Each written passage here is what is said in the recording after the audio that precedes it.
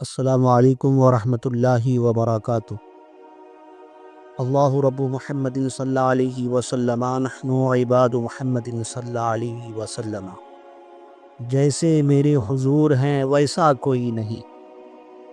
میرے آقا کتنے حسین ہیں، آج کی اس ویڈیو میں آپ سنیں گے۔ میرے آقا صلی اللہ علیہ وآلہ وسلم مدینہ شریف میں ہیں۔ اچانک دوپہر میں میرے آقا تنہا نکلے مدینہ شریف میں، اور کھجوروں کے باغ سے ہوتے ہوئے ادھر نکلے جدھر تھوڑے سے فاصلے پر ایک قافلہ رکا ہوا تھا، اور اس قافلے کے جتنے لوگ تھے، جتنے ورکرز تھے، وہ سب اپنے خیمے میں تمبو لگا کے اس میں آرام کر رہے تھے۔ دوپہر کا وقت تھا، گرمی اپنی شان کے مطابق تھی، اور ان کی جو سواریاں تھیں وہ ترتیب سے بندھی ہوئی تھی۔ میرے آقا وہاں تشریف لے گئے تو کوئی نظر نہیں آیا۔ ان سواریوں میں ایک لال رنگ کا گھوڑا تھا۔ وہ لال رنگ کا گھوڑا حضور کو پسند آ گیا۔ میرے آقا اس گھوڑے کے قریب گئے، اور جانے کے بعد آپ نے اپنا مبارک ہاتھ اس گھوڑے کی پیٹھ پر رکھا اور ایک جملہ ارشاد فرمایا۔ میرے آقا نے فرمایا، گھوڑے کا مالک کون ہے؟ جب حضور نے اتنا کہا کہ گھوڑے کا مالک کون ہے، اتفاق سے اس گھوڑے کا جو مالک تھا وہ اس قافلے کا سردار تھا۔ وہ نکل کے باہر آ گیا، لیکن جب وہ حضور کو دیکھا نا تو پھر دیکھتا ہی رہ گیا۔ پیشانی دیکھی تو وہی دیکھتا رہ گیا، کیونکہ کبھی ایسی چمکدار پیشانی نہیں دیکھی تھی۔ عجیب سی کیفیت میں آ گیا۔ میرے آقا مسکرائے، حالات بدلے۔ فرمایا، کیا بات ہے؟ میرے آقا فرماتے ہیں، یہ گھوڑا کس کا ہے؟ اس نے کہا، میرا ہے۔ میرے آقا فرماتے ہیں، اسے بیچو گے؟ وہ سمجھ گیا حضور کو دیکھ کے۔ وہ کہتا ہے، مجھے بیچنا نہیں تھا، لیکن میں سمجھ گیا میری زبان پر تو میری حکومت ہے، دل پر حضور کی حکومت ہے۔ فرمایا، گھوڑا بیچو گے؟ اس نے کہا، ہاں بیچوں گا، اور اسے بیچنا نہیں تھا، لیکن جب حضور نے کہا نا تو خاموش ہو گیا۔ کہا، ہاں بیچوں گا۔ فرمایا، سودا طے کر لو۔ مثال کے طور پر 500 روپے میں سرکار نے وہ گھوڑا خرید لیا۔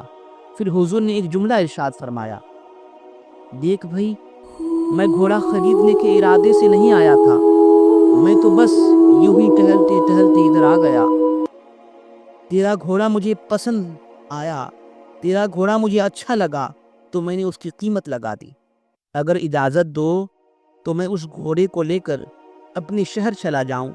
سامنے والا شہر میں میں رہتا ہوں، جسے مدینہ کہتے ہیں۔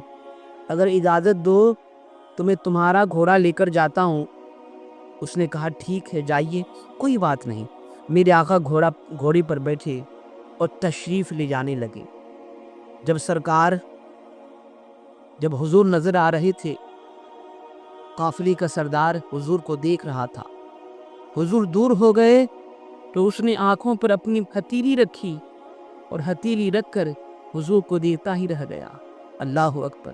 سر سے لے کر پیر تک تنویر ہی تنویر ہے، جیسے منہ سے بولتا قرآن و تفسیر ہے۔ دیکھ کر دنیا پریشان ہے، جمال مصطفیٰ وہ مصور کیسا ہوگا جس کی یہ تصویر ہے۔ حضور تشریف لے جانے لگے۔ اب جب وہ حضور کو دیکھ رہا تھا، قافلے کا سردار انگلیاں اپنے آنکھوں پر رکھ کے، تو اس کا نوکر آ گیا۔ اس نے کہا، صاحب کیا سواری دیکھ رہے ہیں؟ اس نے کہا، نہیں، سواری تو میری ہے، سوار دیکھ رہا ہوں۔ کہا، سواری آپ کی ہے؟ کیا مطلب؟ کہا، ہاں، وہ سواری میری ہے۔ نوکر نے کہا، وہ کیوں لے کے جا رہا ہے؟ اس نے کہا، میں اسے بیچ چکا ہوں۔ پھر کیا دیکھ رہے ہو؟ کہتے ہیں، دیکھ رہا ہوں کہ ایسا انسان نہیں دیکھا۔ اور کیا سوچ رہے ہو؟ کہا، یہ بھی سوچ رہا ہوں کہ ابھی قیمت باقی ہے۔ کہا، کیا مطلب قیمت باقی ہے؟ کہا، ہاں، اس کی قیمت باقی ہے۔ کہا، اس کو آپ جانتے ہو؟ کہا، نہیں۔ نوکر نے پوچھا، وہ کہاں کا رہنے والا ہے؟ کہا، مدینے کی طرف وہ اشارہ کیا ہے، اس شہر کی طرف۔ کہا، وہ کس قبیلے کا ہے؟ کہا، مجھے نہیں معلوم۔ کہا، نام کیا ہے؟ کہا، مجھے نہیں معلوم۔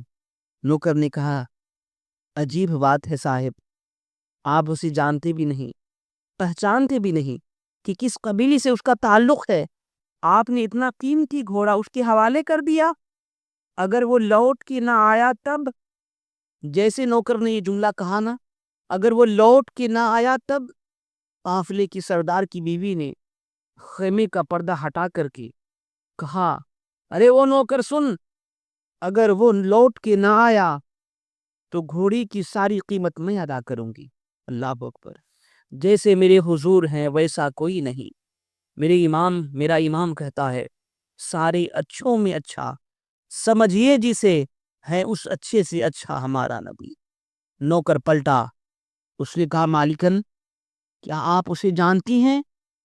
تو قافلے کی سردار کی بیوی کہتی ہے، میں اسے نہیں جانتی، لیکن جب وہ میرے شوہر سے بات کر رہا تھا، میں خیمے کا پردہ ہٹا کر کے اسے دیکھ رہی تھی، میں سمجھ گئی میں تو اسے نہیں جانتی، لیکن پوری دنیا اسے جانتی ہے۔ مالکن کہتی ہے، سن نوکر، میں نے اسے غور سے دیکھا تو وہ کھڑا تھا، اس کے جسم کا سایہ نہیں تھا۔ جیسے ہی میری زبان پر یہ آواز آئی کہ اس کے تو جسم کا سایہ نہیں ہے، دل سے آواز آئی، چپ، پوری کائنات پر اسی کا سایہ ہے۔ لوگ کہتے ہیں کہ سایہ اس تیرے پیکر کا نہ تھا، میں تو کہتا ہوں جہاں بھر ہے سایہ تیرا۔ یہ باتیں ہو ہی رہی تھی مالکن کی نوکر کی مالکن سے، اچانک حضور کی دو غلام آ گئے۔ کہا، وہ بھائی، ابھی میرے آقا جو سواری لے کے گئی ہیں، گھوڑا خرید کے گئے ہیں، اس کا مالک کون ہے؟ اپنے پیسے لے لے، میرے آقا نے بھجوائے ہیں۔ کس کے گھوڑے تھے؟ قافلے کے سردار نے کہا، ہاں، یہاں آؤ، قریب آؤ۔ جب قریب آئے حضور کے غلام، تو اس نے کہا، یہ بتاؤ وہ کون تھا جو گھوڑے کے ساتھ ساتھ میرا دل بھی لے گیا؟ کہا، یہ بتاؤ کون تھا؟ حضور کے غلاموں نے کہا، جو آیا تھا وہ میرا آقا، اللہ کا نبی، اللہ کا رسول، وہ اللہ کے رسول تھے۔ تم نے انہیں کب دیکھا؟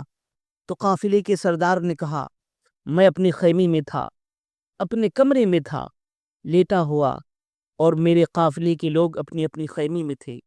اچانک اس کی آواز آئی، گھوڑے کا مالک کون ہے؟ میں فوراً باہر نکل کے آ گیا اس کی آواز سن کے۔ تو حضور کے غلاموں نے کہا، اس میں کون سی تعجب کی بات ہے؟ جو آیا تھا اس کی آواز سن کے تو ڈوبا ہوا سورج بھی نکل آتا ہے۔ اللہ اکبر! قافلے کے مالک نے کہا، وہ کون تھا؟ کہا، وہی ہے جس پر قرآن نازل ہوا ہے، وہی ہے جو وجہ تخلیق کائنات ہے، وہی ہے جو کائنات کی ڈیلیوری کا سبب ہے، وہی ہے جو مقصود کائنات ہے، اللہ کا رسول ہے۔ یہ سننے کے بعد قافلے کا سردار آگے بڑھا، بیوی پیچھے پیچھے، 150 لوگ اس کے قافلے میں تھے، سب پیچھے پیچھے، سب مدینے کی طرف جانے لگے۔ تو حضور کے غلاموں نے کہا، کہاں جا رہے ہو؟ پیسے تو لے لو۔ اس نے کہا، یہ پیسہ بعد میں لوں گا، پہلے اس کا مذہب قبول کرنا چاہتا ہوں۔ اللہ اکبر! سبوں نے حضور کی بارگاہ میں اپنی اپنی پگڑیاں اتار کے رکھ دی، اور یہ کہتے ہوئے نظر آئے، آپ کا جب چہرہ اتنا خوبصورت ہے تو آپ کا مذہب کتنا خوبصورت ہوگا۔ گویا نعروں کی آواز یہی آئی ہوگی، جیسے میرے حضور ہیں ویسا کوئی نہیں۔